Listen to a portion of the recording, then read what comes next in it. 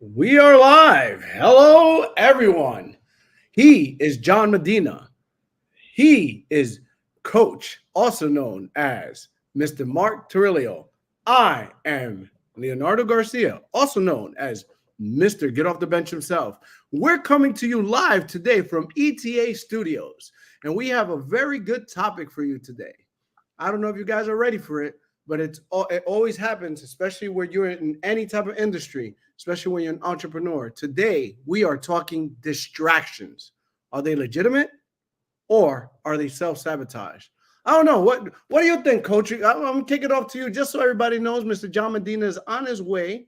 He is traveling, but that's not a distraction, nor is it an excuse. He will be here very shortly. So we're gonna kick it off with Coach and see what he thinks about distractions. Are they legitimate or are they self-sabotage? Thank you for that, Leonardo. Good morning, good afternoon, good evening. Depends on what time you're watching this. Now, you got to remember what distraction means. What's the definition of distraction? Distraction is anything that's going to take away your attention, right? So I'm going to lean for now because I can play both sides of the ball, the field. I'm going to say it's definitely a self-sabotage because remember how our brains and our mind function. We could imagine anything we want. We could believe anything we want. We create things in our mind, and a lot of times what I notice, Leo and John, people will justify. They will justify a distraction, right? And actually, it is self-sabotaging because how much focus you gonna put on it? Now, when you put too much, and this is how I make decisions. This is how I know if I should be doing what I'm doing. If it's not benefiting me, if it's not benefiting me at the time, let's say for me, I'm working. Let's say if I'm working from 8 in the morning to 7 o'clock at night. If it's not the purpose of helping someone make more money, if it's not putting a family in position so that they won't lose money or they won't be leaving their family in the burden, or teaching someone the opportunity so that they can build a business, that whatever it is self-sabotaging, and it is a distraction. It is. No matter how you paint it at that time. Now, guess what? Between 9 at night and 10:30 at night, me playing on my phone, going through social media. Now, that's me navigating, right? Navigating, prospecting, building my brand, right? So that's how I see it for now. But hearing from you guys, I know I'm going to piggyback off y'all, and I'm going to change how I feel. I always do. So I want to hear your spin on it, Mr. John Medina. What's your thoughts on this topic, my brother? What's going on, man? So, by the way, full disclaimer: I am on my phone, and camera might be coming in and out, but just be mindful of that. Yeah, man. So, when it comes to distraction, right? So probably we should start by defining what is a distraction. You see the kids in the back, by the way, talking about distraction. Hopefully, I don't get distracted here, but but we should probably right. It's always like this. Let's define the word, right? Like, what is a distraction, right? Is a distraction that's keeping you away from, like you gentlemen said, right? The direction that you're going, right? Name it what it is. If you're going straight, if you're building a business, right? Should you be distracted with other things? What are those distractions? Are they going to help you or propel you or push you towards that? It's like, for example, Warren Buffett says this. Warren Buffett says, if you're going to put your eggs in one basket, baby the basket, right?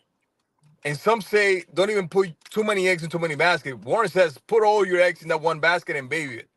And make sure that if you're gonna put all your eggs in that basket, that basket is strong enough to support those eggs you're putting in there. It's not gonna break on you, right? But also I like what Grant Cardone says. Grant Cardone says this: you could start multiple businesses, but when you start one, make sure that one is running strong before you add another one. But he says this: before you add a second business or another stream of income, make sure that it's in the same line, the same direction, right? It's like what we're doing, right? Go ahead. John, unpack that when you said it's in the same line, because I think a lot of people who just started become entrepreneurs or salespeople, they don't understand what that means. Break that down. Yeah, man. For example, look, you got the way we met is through the business I do, right? The marketing business in the insurance space. That's how we met. Then you and I, we had a conversation, us three. We said, hey, why don't we go and we build an army of agents and we help them with what we do? And I said back and I'm like, okay, is this going to be a distraction or is this going to be added to what I'm already doing? Meaning that if I have a big boss and I'm going north and I have empty seats in the back and I could fit 100 people, it's not a distraction if I put 100 people back there because we go in the same place, right? But if you're trying to do, for example, life insurance, real estate, mortgage, credit repair, selling cookies in the corners, right? That's a distraction. All right. So, John, if I came to you and say, man, hey, look, let's do it. Let's open up a barber shop. Would that be a distraction or would that be legitimate? Good luck with that, man. No, I ain't even got hair. So at least not now, right? It might not be a distraction later. It might be an investment if it runs by itself, right? But people, I see people, man, and I do that because when I meet with an agent, right? Because you know that's what I do, right? Within 2 minutes, I know if this guy is gonna make it or not. Once I hear hesitation in their voice, they're not certain of what they're doing. When I ask them what they want, like you know how I start my meetings, I ask them, "What do you expect from this goal? Right? What are your goals for the next 3 to 6 months?" I'm not there to sell you, dude. I'm there to find out if what I got is gonna help you or not. But when I start to see them, their eyes are glazing around. They're not sure what they want. I already know, dude. You ain't ready for us yet, right? You're not ready for us. So that's that, man. It's like people trying to do too many things at the same time. They're like, oh, business. Rich people got multiple streams of income. Yeah, but how do you think they got there? They got one first, a very strong one, and then they kept adding to it. That adds to what you're doing, like an ecosystem. All right. But I hope that makes sense. Yes. Well, I might have a whole different perspective on this, guys. Maybe not. I think it ties in. Here's my perspective. I think we wake up in the morning and everything is a distraction. It's just whether you pay attention to it or not. There's people that you talk to and you could be having a straight up conversation. The first thing they see, if they see a squirrel, they go, squirrel. They get distracted by something just passing them and they forget what they're saying. But if you ignore certain things, they're no longer a distraction. How many times where I work, where I live, actually, the office I have, they're doing construction. They're building right now. They're building Super Mario Land. Yep, you guys heard it. Right like 300 feet away from me. And sometimes I hear, brrr, brrr, but while I'm working, I don't hear it because I don't allow that distraction in. I think distractions are all around us. So, and sometimes life really does become crazy with distractions, like your phone will ring. Um, and you'll start hearing complaints from your family, or someone passed away, or something happens to distract you from your goal. So distractions are always all around. Now, whether they're legitimate or not, I think that's where I'm very common in your mind and the way you guys think. And what I think is legitimate, you might not. For example, and sometimes we weigh a lot. We put a lot of weight on certain distractions. And I'm going to give an example to break it down and make it a little easier to understand. So in the industry, which we're in, I'm not afraid to say, we do insurance, right? You have to manage your time wisely. Especially if you're growing and developing leaders, you got to be really careful how much time you put into every different aspect of your life. So I'll use myself as an example. One of the things that happened to me is I think I'm good at what I do. I'll give myself a pat at the back. We do some training, we do some things. I'm okay, right? But here's something that had to be worked on with me. There's two motors in my life: my mom, my son, right? And sometimes, one time, I actually say, I'm going to give you the example so you understand. For some people, their kids are a legitimate excuse or distraction to not do what you're supposed to be doing, right? So, well, just a little feedback. My child is 19, and he needed a ride somewhere. My clock starts at 9 a.m. because that's when I'm allowed to call my clients, help my clients, call my carriers, right? And this day, it was a like a Tuesday. It wasn't even like Friday that people take half a day. It was Tuesday. It was like the middle of the week grind time. And I get called by a mentor. Ring, ring, ring. This happens while I'm working too. Another distraction. But again, this one is legitimate because when mentors are calling you, it's to fill your cup. So I pick up the phone. Hey man, what you doing? I'm driving, just dropping my son off, and then I'm gonna go home. He goes, oh wow. Dropped off my son, we're still talking. And my mentor goes, what time is it? I said 10:30. He goes, it's 10:30. You're in the street. Are you going to see a client? I said, no, no, I'm coming home to, start my computer. Oh, so you haven't even started yet. You just dropped off your 19-year-old son, not to a hospital or anything. Mind you, it was just something that he just needed to do. I just dropped him off. And he goes, so how's that working out with your goals? I didn't really have much to say, but I understood where he was coming from. We had another talk later on that day. And basically, just to clarify for those of you that are watching, was that a legitimate distraction? Did that get me one step closer to my goal, or did it take me away? Why do I say that? I use my son because, like I said, that's one of my motors. But here's the thing. He's 19. I could have called an Uber. It would have cost me less time and most likely make me money because I could have been home calling somebody that needed my help and help them with a policy. And I'm already starting behind the eight ball on a Tuesday near the middle of the month trying to reach my goal that I inflicted on myself because nobody gives me a goal. I pick my goal. So then who am I going to get mad at? So that's when you start saying, I like to say that the words are very close together. And if you're out there watching and you want to, say something, feel free, because my thing is what I feel that distractions you could almost replace with the word excuses. Now, are they valid excuses? I think everything like, oh, I'm going to a funeral.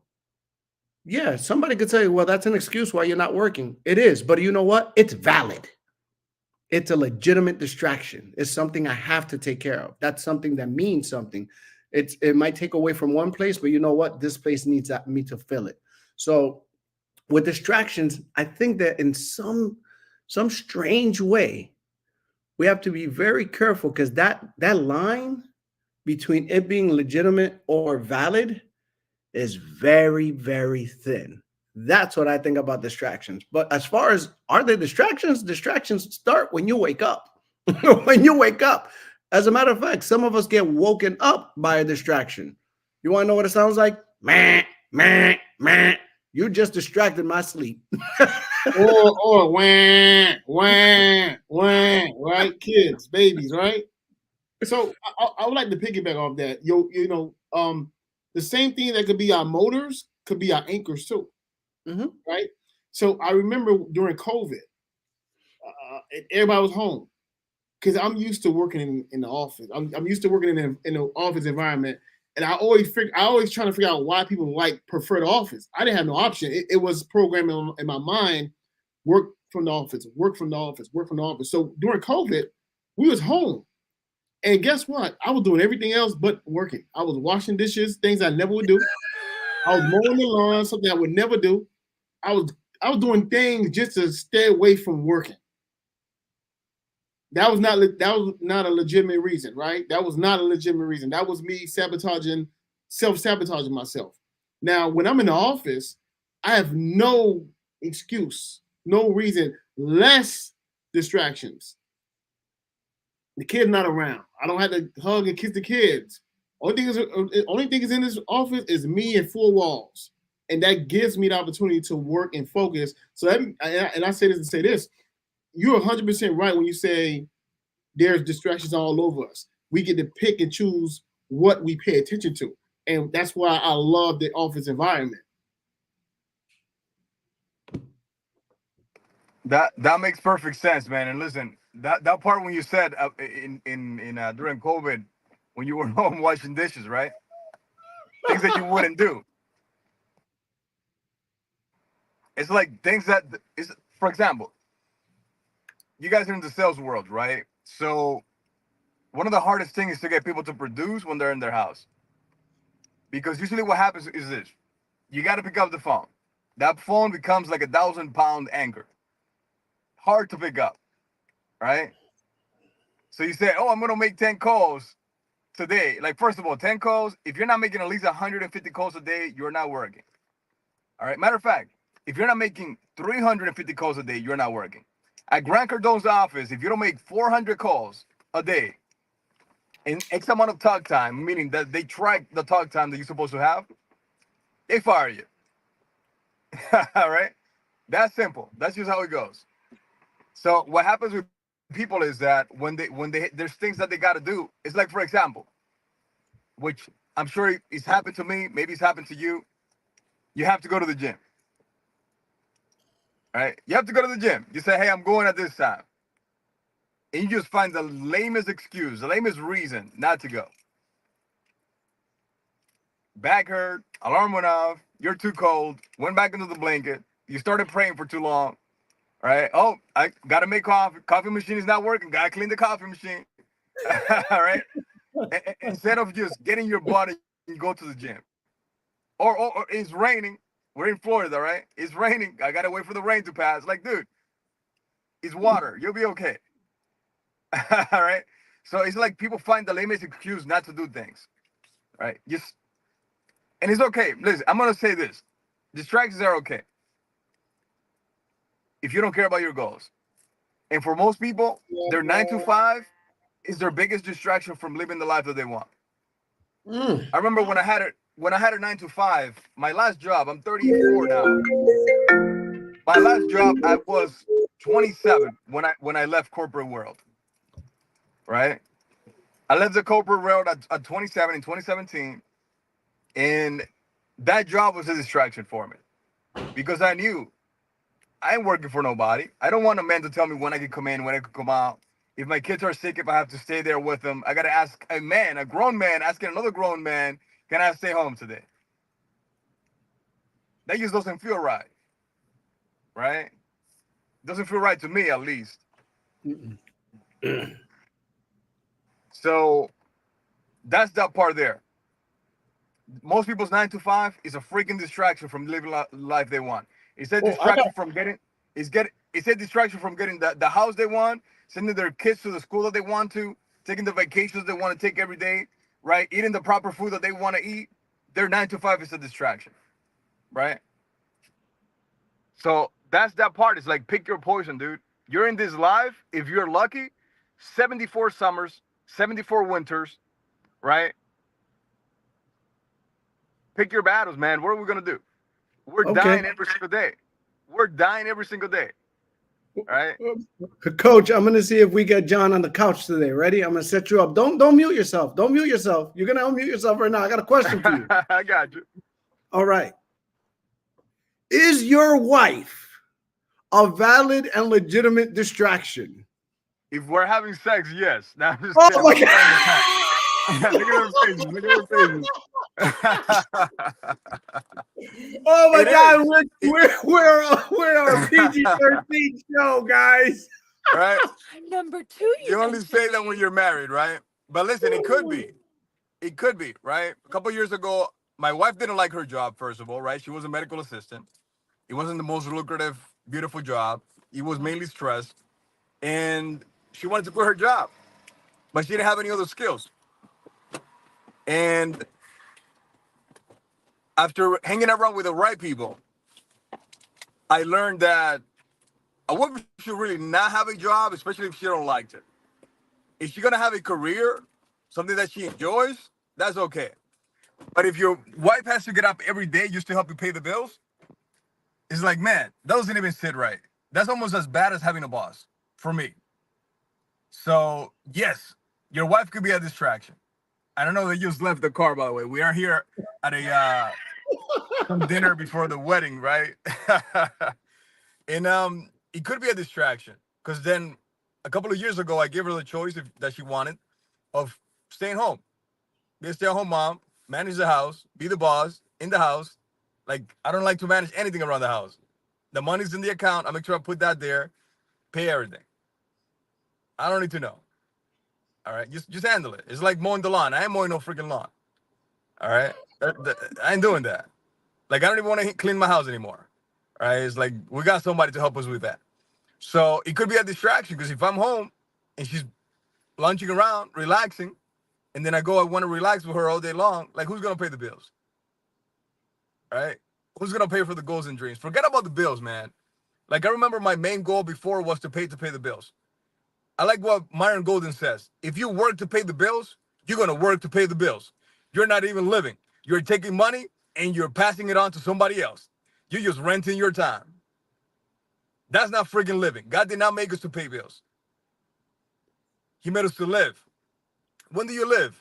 Like, look, for example, right now I'm in New Hampshire, but I'm staying in South Boston, right? Did I ask anybody to come here? No. Did I excuse myself from anybody? No. Are my clients on hold? No. It's a business. It runs. And I do whatever the heck I want. Do I have to ask somebody? I will never ask a man, sir, my daddy, can I go somewhere? All right? That's what it feels like. And I don't want my wife to ask another man, can she take a day off to take her kid to the doctors? I remember for many years, I got married at 18. For almost 10 years, 9 years, my wife, because I didn't have the balls, right? I'm going to speak English here. I didn't have the guts. I didn't have the courage to take care of her as a man. And when we were raising our kids, she had to ask another man if she could do something. That was a distraction from living the life that we're living now. Wow. I hope that was a decent answer, man. Yeah, I did that to throw you a curveball because I knew your wife was next to you. But yeah, that was great. Everything that just proves what I said, though. Anything and everything and everyone can be a distraction. And just like Coach said, sometimes your these distractions or these motors, as I put them, can also be your anchors. And it's just I think it's a matter of choice. I think it's a matter of choice. The choice is yours ultimately. Facts. So let me ask both of you guys. This is a question for both of you guys because I really want to help the people out here, the people that don't they don't have the courage yet to follow their dreams. What would you tell them? Because their 9 to 5 is a distraction. It is, it is what it is, right? So, what would you tell them? How would you help them with an exit plan on how to figure out how to leave what they're doing and follow their dreams? What would you say to them, the people that's watching right now? Listen, the first thing I'm going to say is this. Don't leave your job. By the way, I didn't wait to become an entrepreneur before I left my job. Right? I made myself get fired because I was stressed out of my mind. I was recruiting engineers, high-end engineers, right? I was fed up. I did recruiting for about 7 years in the corporate world, and I was just tired. I was tired of it. I was tired of getting up in the morning, the rat race. Getting up in the morning, stressed, so I could go sit down next to a bunch of people I didn't like. I literally didn't like them. All right? The last crew, I was there for 3 months. I did not like them. They talk too much, and I get easily distracted. Oh, talking about distractions. The manager, he was a chatty guy. He had HDHD or whatever the word is. Cool dude. Love the guy. Matter of fact, I really love that guy because he set me free. And he gave me warnings too. And like, dude, hey, can they take you back at the other job? Like, he was trying to be nice because he knew they were going to fire me. I made myself get fired. When you lose passion for something, you don't work with the same hunger anymore. Right? Like, if I'm coaching somebody and I see you're not hungry anymore, dude, you're not going to be coached by me. Because I'm doing you a disservice. All right? So, how to prepare to leave the 9 to 5? Don't leave the 9 to 5 unless you can handle a lot of stress. A lot of stress. Donald Trump says this. Most people cannot be successful. He said, to the level of that which you can handle stress is to the level that you will succeed. Most people throw in the towel when they go broke the first time. Dude, I've gone broke more than 4 times. I've maxed out over 40,000 in credit cards to feed my family. Right? I've done it several times. Most people, they would have been polishing up their resume the moment something goes wrong. The moment someone says, no, I don't want to buy life insurance. No, you got the wrong number. I never fill out that form. They're polishing off their resume because they got no guts. They got no grit. They don't have that ability to handle rejection. So my word of advice for someone that wants to go independent and be free the way God created us to be is you got to work on your mindset. And mindset is not just learning a skill set. You know, skill set is about 10% of success. 90% is how you handle things when it goes south and you got to make it face north. Or when it goes south and you got to decide, hey, do I really want to battle with this thing or just let it go? I had several failed ventures in my life. My first one was a t-shirt printing company. And then a promotional product company that was actually the same thing. I was bootstrapping everything. I would go sell it and then I would go print it myself. That's not a business, man. It's not a business at all. All So right. my word of advice for someone to prepare is work on your mindset. The fastest way to work on your mindset is one, get a freaking coach that's done what you want to do. All right? Get it. And if you got to pay that coach, pay the coach. Get a second job just to pay the coach. It'll be worth it. If Elon Musk opens a coaching program, I don't care how much it is. If I want to be coached by him, I'll find the money. You imagine? You imagine the Rockefellers would have left their books and coaches? We'll find a way. Because the Rockefellers really did it. All right? So that would be my word of advice. Don't quit the job. And if you're going to quit it, it's like putting all your eggs in one basket. You got to baby that basket, man. And Okay. really work. If it takes 10 hours for someone that is successful, that's good at it, you should work 20 hours, sleep 4. That would be my word of advice, man. Well, I'm gonna start with this to answer your question. Not everybody's meant to leave their 9 to 5. Maybe leave the job and because they're not working the job of their dreams. I before I became an entrepreneur and I learned the insides and outs of education, I was living my dream. I wanted nothing better to do than to educate and have a hand in educating children. And I don't find anything wrong with that. Now, if I was a sanitation engineer, things had to change because that was not my dream job. So I'll start with that. If you're working your dream job, just be the damn best at your dream job. That's number one. And I want to make sure I put that out there, even though we talk to entrepreneurs. Now, if you want to own something and you're trying to switch, now, this is what I would tell them. You're going to need several things. Mentoring is so, I hate to say this because it's not really completely accurate, but there's so much mentorship out there that's free.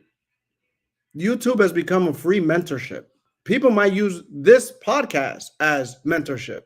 We don't even know them, but they're listening to us. So you definitely need a mentor of some sort. At some point, you're going to need a mentor that talks back to you. They can identify your needs, but you need a starting point. So you're going to need a mentor. Secondly, it's not humble. I forget the word coach uses because we don't like humble because of the real definition of humble. What's the word? Humility. You're going to need to have some humility. And here's why I mean that. Because as grown adults, we don't like to be coachable. When you're set a certain type of way, if they tell you when you start walking, walk with your left foot first, and you've been righty all your life and you walk with your right, you're not being coachable. If I'm telling you that for the purpose of something that's going to do well for the entrepreneurship business you're going into, then you should listen. But adults have a hard time with being coachable. Pick up the phone and call. Pick up the phone and call. Don't want to do it because it's not something we're not innate to just do. So I would tell them the first thing is get a mentor. Second one, really, really put yourself in a position to be coachable. Because if someone's going to take that time to pour into you, damn it, be a cup so you can be filled. Obviously, they're following a blueprint. Um, and thirdly, goals are very important, man. And this is where we're at with this distraction, with the whole conversation. The way you're going to be able to put blinders on is when you have your goals. Because if your goals are what's in front of you, there's very few things that you're going to let yourself see on your peripherals to be able to say, this is a distraction worth looking at. Usually your children in a way that they need your assistance 100%. They're not adults, meaning they're like, third, fourth grade, things that they can't do themselves. Your elderly parents, because again, it's the same, we go up, we go down. It's the same thing. Sometimes babies are the same thing as your parents, they're the same mindset wise. So make sure that you have goals. And my last thing with that is, and I think it brings it all together, is work out one of the weakest muscles we have that we need to work on the most. That is your mindset. This right here. Let me tell you, I think that 80% of us, I think 80% of a normal human being, maybe even more. I'm going to actually have to Google it. If there is such a test that can be Googled, we're so easy to think in a negative way that we have to learn to fight those forces, and we have to fill them with positivity, affirmations, reading books, not just reading the books, the mindset, books, but applying lessons. Why do I say that? Because I think we're filled with thinking. And I could give examples all day. If something good happens to you, we celebrate the moment. When something bad happens to us, we say, oh, the whole day is gone. If you have you stub your toe, oh, my day sucks. It just started. You didn't have a bad day. You had a bad moment. One of the things I saw recently on Instagram that was amazing to me is Deion Sanders was being interviewed. And the guy interviewing him says, what do you do when you have a bad day? He didn't even let him finish the sentence. He was like, I don't have bad days. Who has bad days? I don't have bad days. I have bad moments. My day is not ruined because of a moment. The moment comes and it passes. That's it. And I think that we're naturally geared from our past, our parents, people that we have bumped into, that it's the other way around. One bad thing becomes a bad day and we forget it was just a bad moment. So I think that with those 4 things I mentioned, and including celebrating your wins, but let me tell you, I did not get that part. When I first started in insurance, I remember doing this is a crazy story. They told me, grab the leads, knock on the doors, get the money, right? I got the money. I didn't understand contracts. They gave me a certificate that said 18,000. And they brought me up to the front of how did you do it? I said, they told me to knock on doors, get the leads, knock on doors, present. And they told me there's the outcome. What's the big deal? She said, Leo, you did 18,000. And I'm like, I looked at my bank account. I don't see $18,000 there. I don't know what we're celebrating. And that's the first lesson I got on contracts, because I didn't understand what we're celebrating. But then it came to me with time. That doesn't matter if I did 18,000 or sold one policy. I did something I've never done. So celebrate it, but make it a quick celebration onto the next. How many of you have seen the Super Bowl? How many people you seen the Super Bowl, win the Super Bowl, and they said, what's next? People like Kobe said, go to practice. Like, I'm going to celebrate with the team tonight. Tomorrow I'm in the gym. Celebrate your wins, but don't get caught up and make it a complete celebration. That's what I would say. But to really answer your question, I don't think that everybody should be an entrepreneur. We need chiefs just like we need Indians. Not everybody could be at the top, because then the world won't be what it is. You need followers in order to have leaders. So I think that what everybody should strive for is to work their dream job or run their dream business. That's what I believe freedom is. Freedom comes from doing the things that you enjoy, that you can live doing. I don't want to wake up saying, damn, I got to go to work. I want to say, whoo, it's another day at work. not need an alarm clock. So that's how I feel about that, because not everybody's supposed to be an entrepreneur. I hope that That's answers right. it. Great. Big, big time, big time. Go ahead, Mark. Go ahead. Yeah. So I mean, both of y'all had some. I mean, I hope you guys wrote that down. John and Leonardo dropped some gems. Now I would like to piggyback off you guys. Now it's all about mindset. As a person who has a W-2 job, you need to be in the mindset and say, look, these people are going to pay me, right? From 9 to 5, Monday through Friday, to follow my dream. I'm just building capital, mindset. I'm building capital, right? I'm building capital to fund my business. So they're paying me to fund my business. That's mindset. It's mindset, right? So now I have time to build the capital to find a person, a mentor, a coach to show me the path, the way to do it. Now because you do have a 9 to 5 now. You have a job. That means you have income coming in. So that means there's some sacrifice you're gonna have to make. That means you can't take your girlfriend and your wife or your fiance on that trip. That means the income tax you're getting, you can't go get a car or down payment on that house. That money you get when it comes in a big old lump sum, you want to take master classes, masterminds, academies, a mentor to make yourself more valuable, to get your mindset there.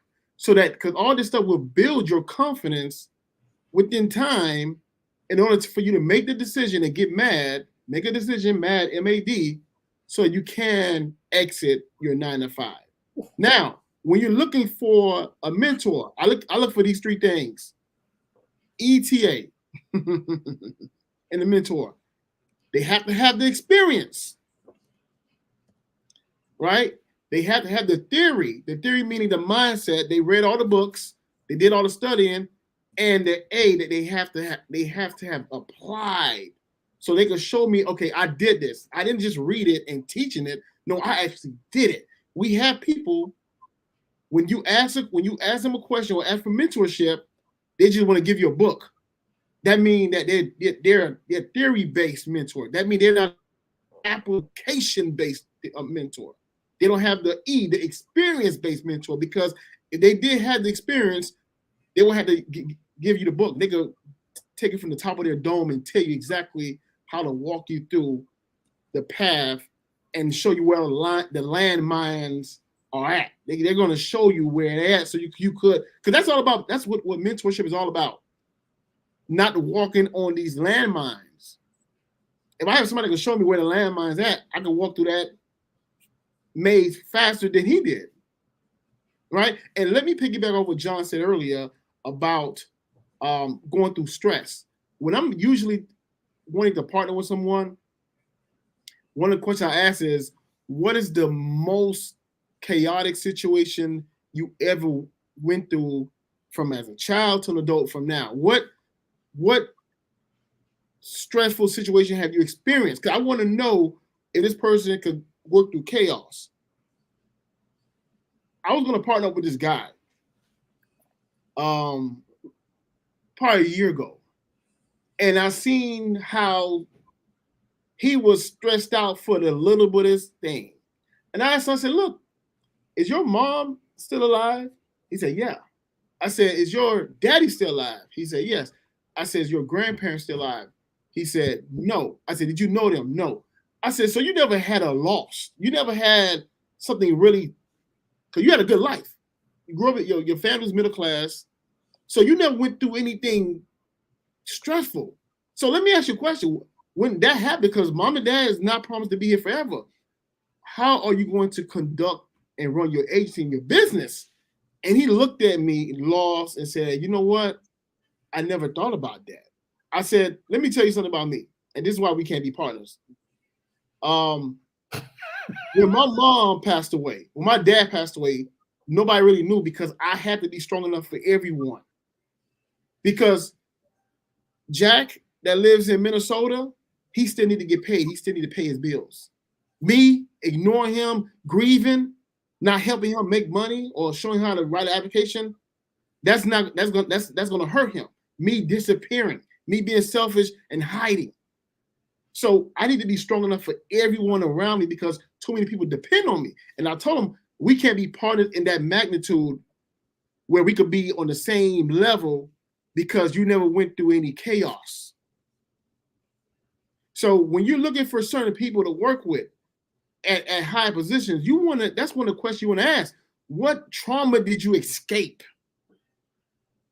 What sharks swimming in the water did I want to see the scars. Talk to me. What have you escaped? Not where you've been, but what have you escaped? So that's some of the things I would like for people to focus on. ETA. Think about your with W-2 as a business where they're paying you to fund your future business, your dreams. I need you to do that. For sure, man. And let me jump in there, man. That was some serious nuggets there. Now, the other thing is, I know Leo mentioned that we're talking to entrepreneurs, right? We should most likely be mostly anybody watching ETA, entrepreneurs in the arena. I'm sure most of them are not employees, right? So this is the other thing too. There's business and there's business, right? Most people are operators of their business, right? And I was reading this book on my way here. I listened to the audio multiple times already, and then by Myron Golden, Boss Moves, right? Business optimization, something, right? System strategy, I think it is. And I'm reading it in the plane, right? I'm ignoring everyone. Besides, there was a guy that smelled really good, one of the flight attendants. So I had to ask him what he's wearing. It was Dior, by the way. Putting it out there. I'm getting that. But talking about distractions, right? So there's business and there's business, right? For example, you could make what quote unquote you may think is a lot of money, right? Like I like this. Grant Cardone says this: nothing is a lot, nothing is expensive, right? Nothing is expensive because what you find expensive, somebody else may not find it expensive. All right. What that means is you just don't have enough money to afford that thing. It's not expensive. Trust me. Right now, at this moment, while we speak here, there's somebody out there buying themselves a 200 feet yacht, a crap in the water that's kind of like a house in the water. And they might be paying 20, 25 million right now, 100, 200 million dollars right now. And for them, that's like you and I going to the grocery store and getting a bag of chips and a soda. Normal, right? Very normal. Because who needs a yacht? Nobody needs a yacht. All right? Nobody needs one. It's like nobody needs their own private plane. Nobody does until you appreciate time. And a yacht is until you appreciate luxury and time freedom, right?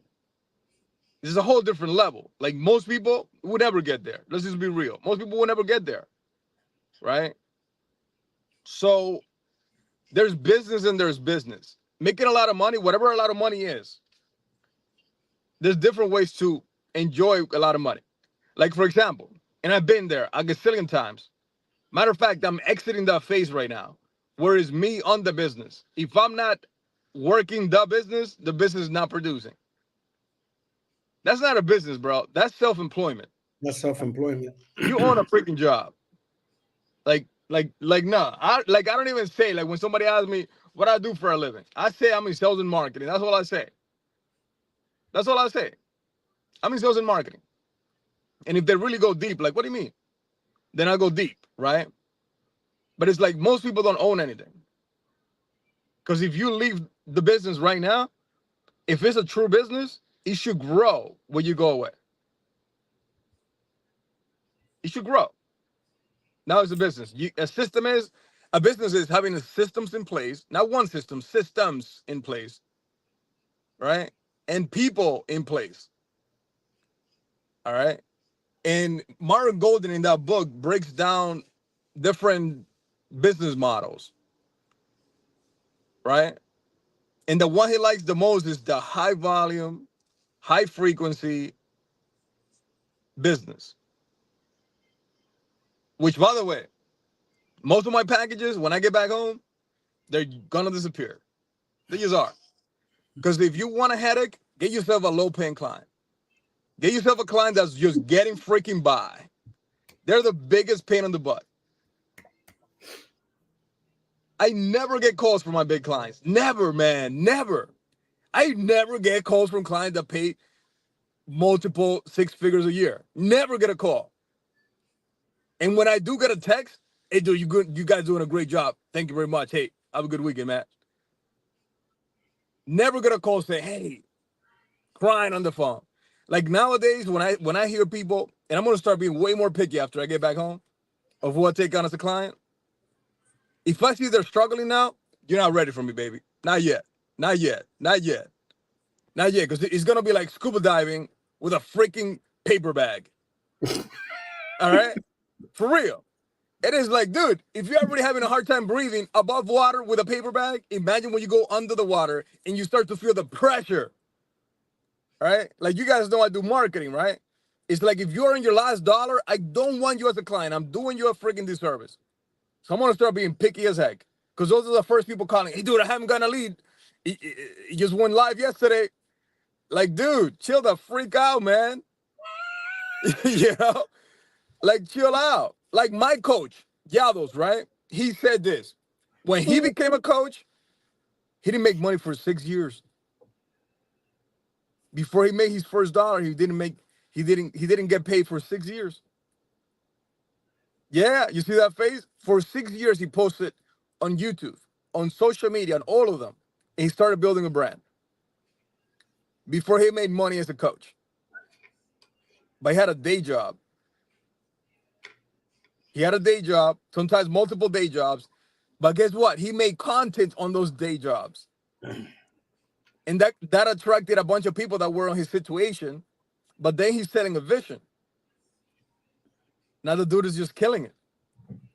Now he's living the vision. That's how you should be doing anyway. You should be casting your vision, then living in your vision. That's it. It's like I remember when I was in insurance, right? I was getting started. And sometimes people had the audacity, which, yeah, it makes sense. Hey, what have you been able to accomplish? And I heard it from this kid. By the way, this kid right now, I think his name is Danny Barragan. He's in California. This I'll put guy's his name out. I'll put his name out there. He's a cool dude. I met his family and everything. The kid became one of the youngest millionaire in the company that he's with, in the insurance space. I think he was 21 when he became the youngest millionaire in the company. $1 million cash in their bank account. And he said this. He said it from a stage. He said, because he was young, he was like 18, 19 when he first started the business. And people would ask him, dude, what have you been able to accomplish? How much of money have you made? And his answer to them was, dude, you can follow me based on where I'm at now, or you can follow me based on where I'm going. And he left it at that. I'm like, dude, that's it right there. And every day you're setting the vision to the team. This is what we're doing. This is what we're doing. Now that kid lives in a beautiful house in Cali, right? He drives the cars that everybody wants to drive, right? He did get the Lambo, by the way. All right. He got beat up for that too. And it's that. It's like, dude, do you have your vision? Is it clear? Can you tell me your vision right now if I ask you? This is why on my sales calls, I ask people, what are your goals for the next 3 to 6 months? I don't even go farther than that. Within seconds, I know if they're ready. You know your goals? If your goals are not top of mind, your problem is. Because everybody got problems. Was it Biggie that said more money, more problems? Mark is about to unmute for that one. Yeah, the notorious B.I.G. said more money, more problems. That's right. And the problems, guess what? They get bigger. All right? They get way bigger. Imagine getting a lawsuit. Everybody wants to sue the rich people now. Mm-hmm. It's an easy payout. That's what they see it. They think it is. Not nowadays. Don't sue rich people, man. They got good lawyers. They will eat your life for breakfast. And they fight back. Oh, Yep. yeah. Oh, Yep. yeah. So that's that part, man. That's that part. Get your mindset right. Don't get distractions, right? Again, most 9-to-5 job. Matter of fact, you know what? For most entrepreneurs, what they're doing right now is a distraction, keeping them away from the goals that they have. I don't care what vehicle I'm in. If I'm going north, I don't care what vehicle I'm on. Is that vehicle going to get me there? Right? Does it matter the vehicle you're on? Yeah, you have to like it. You know, you have to like it. Like, dude, I could make money opening an OnlyFans right now. Do I want to do that? No, I'm serious. When I see people online on social media with an OnlyFans, I'm like, dude, you just ruined your whole life. Because your next generation, your kids, your grandkids, grandkids. Oh, that was my great grandmother. She had an OnlyFans. Look at her pictures. You want to see the videos too? You know, it's like, dude, pick your poison. Yep. You know, it's like and I'll wrap up with this because they're waiting for me for dinner in here. But it's like Cardi B. I don't like her music. I respect her as an artist. You know, successful woman, and she's Dominican, by the way. I like that. But I remember Cardi B saying in an interview that when she lived in Jersey, she was a stripper. Mm-hmm. But she knew she wasn't going to be a stripper for a long time. She had her goal clear. She's like, I know where I'm going. This is just to pay the bills and give me exposure. And then she went and did it. Hey, you're humble. Those are different beginnings, but hey, she did what she wanted to do. So that's whew. You gotta enjoy what you do, man. Like, You there's know certain what? people. Yeah. Go ahead.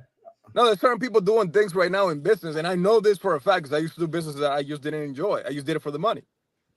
Right? It's like if you're just doing it for the money, eventually, especially when you get the big bucks, you're gonna be miserable. Mm-hmm. You know how many rich people commit suicide every single day? Big time. Big time. And it's not because they're broke. No, money. All it does is make you. It brings out who you really are in a bigger fashion. If you're a jerk and you have a lot of money, you're gonna be a bigger jerk. If you're a really nice Rich person, jerk. you're gonna be a nice person, giving person. So that's all A it does. generous person, man. That's it, man. So just follow your passion, follow your heart, do something you enjoy. Don't do it for the money, man. You know how many opportunities, for example, in the last 3 years, in the last year, I had at least 3 different people offer to partner up with me. At least 3 that I remember. And the last one, I started taking it until I saw that they were not focused. And I said, I got to pull back. You're not focused, dude. Like, I'm not going to waste my time. You're going to hurt me in the path. Right? And then prior to that, it was another company. But then I started seeing a character deficit on the person. Cheated on the wife. All right. I heard it from her mouth. Whoa. I was cool with both of them. She was like, be careful. I just found out he'd been cheating on me for years. I did this. Cut him loose fast. We're not partnered. You could be my client, but I would not partner with you. Because I always say this. If the person you bow to love and respect and honor for the rest of your life, if you're screwing around and stabbing them in the back, the person you sleep next to every single night, that you said, I'll love you forever until death do us apart, if you stabbing them in the back, bro, you're going to stab me from the front. All right? So I ain't going to put myself in harm's way. Oh, God.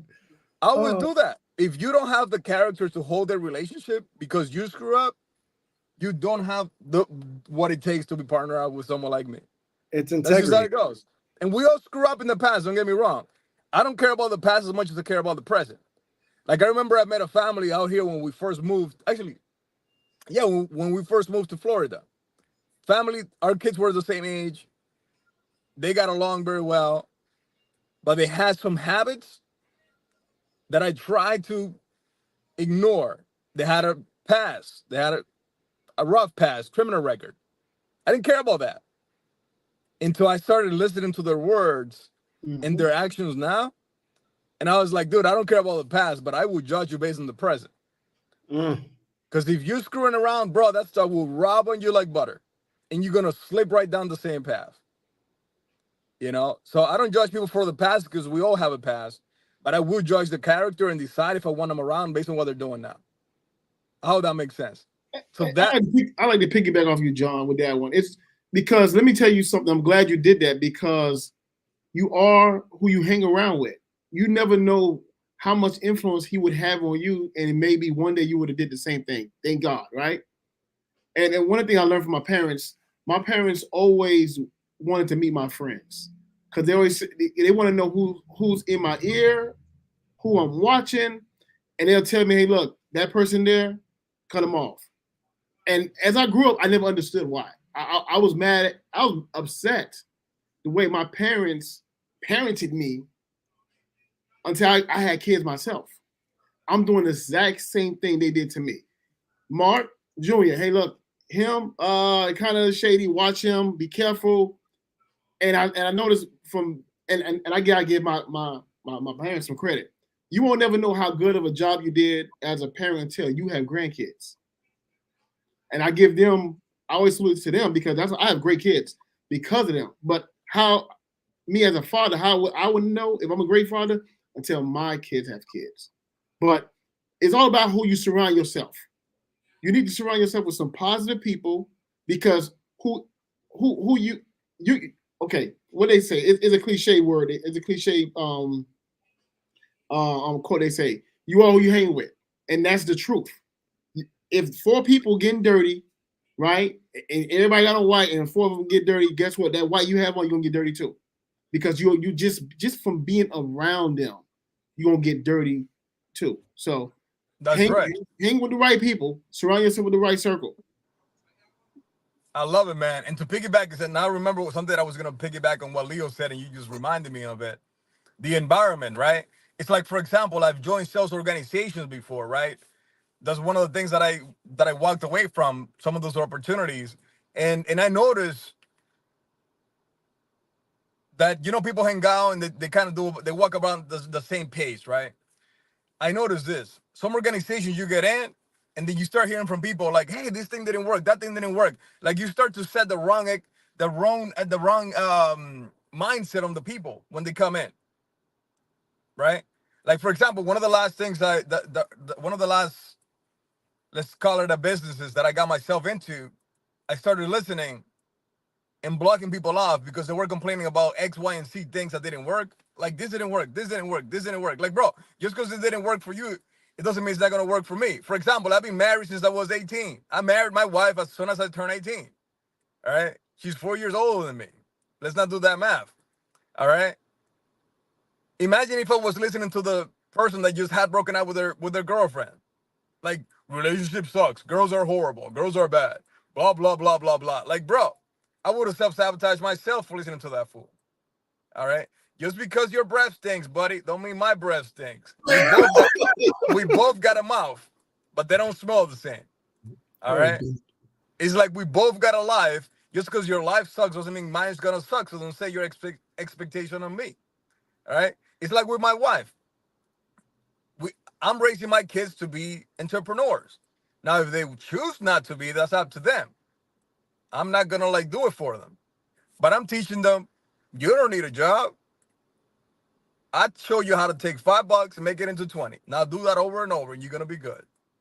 Which, by the way, all three of my boys, I literally gave them $5, take them to the dollar store, buy some candy. There's fat kids out there buying candy all the time. They're gonna buy it anyways. All right? Just don't buy the extra bad stuff.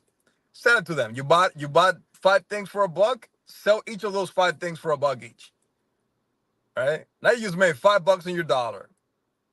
All right? It's like, dude, teach them that, and then my bad experiences, I don't teach it to my kids. And when I have said things in a certain way, I'll self-correct and I'll correct them as well. Because this is what happens.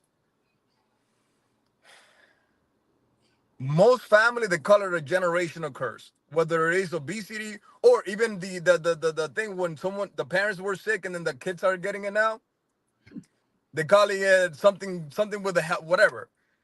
It's like, bro, if your grandparents had diabetes and your mother had diabetes, look at where they're sitting on their butt most of the time just eating. Because that's, in my family, they got all sorts of ABCs, D, and C's, right? But it's because they all do the same thing. They go to work, they go home, they're stressed, they're overeating, they're sitting front watching TV, they rinse and repeat. When do you take care of your health? No wonder everybody's dying of obesity. Right?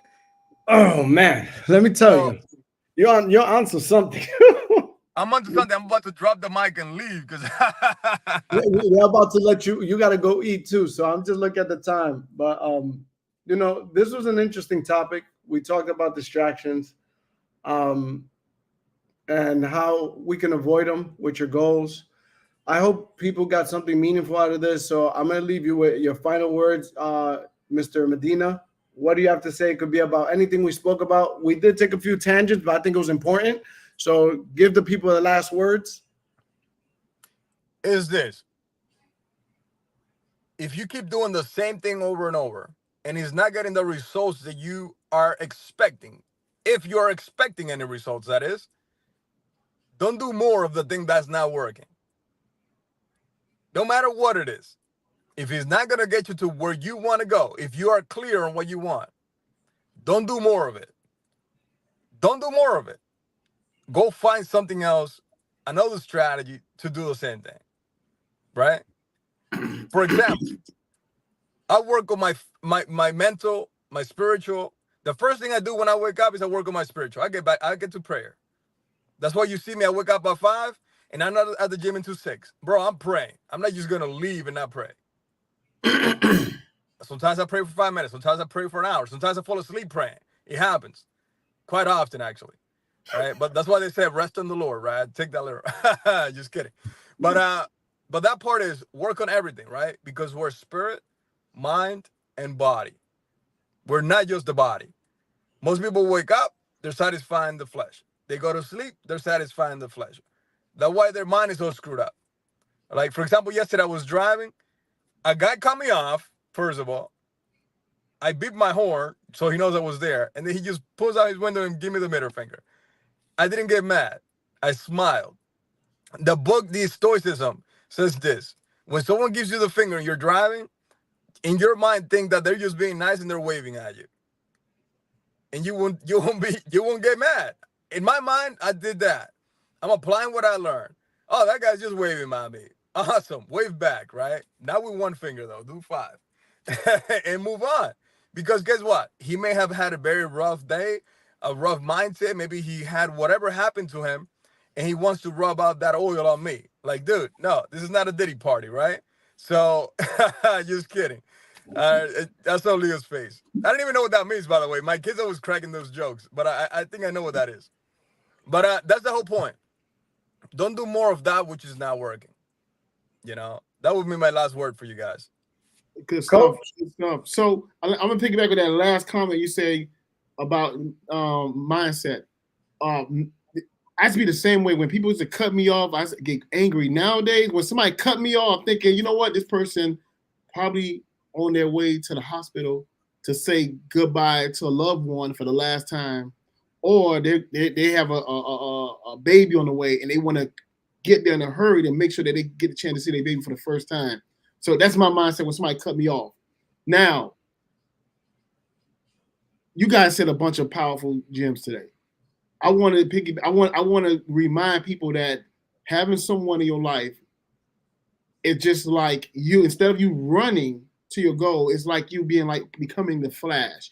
You're teleporting to your goal. It's very important. ETA, experience, theory, and application. Look for those 3 things when you're looking for a mentor. That's all I got. All right. Well, I'm gonna finish it like this. If you make sure that you are, and it doesn't matter what your entrepreneurship or just a job, make sure you follow someone that you want to be. So, in other words, walk in the shoes that you plan on wearing someday. Walk in that light. And lastly, be the change you want to see. So, with all that being said, ladies and gentlemen, those are my last words. This is ETA. We're talking to you from ETA Studios, which obviously can be anywhere in the world at any time. I've done this in a storm. John is doing it before dinner. So this is ETA. We'll see you on the next one. I saw one of the topics they said that we should talk about is we need to do a part 2 to this.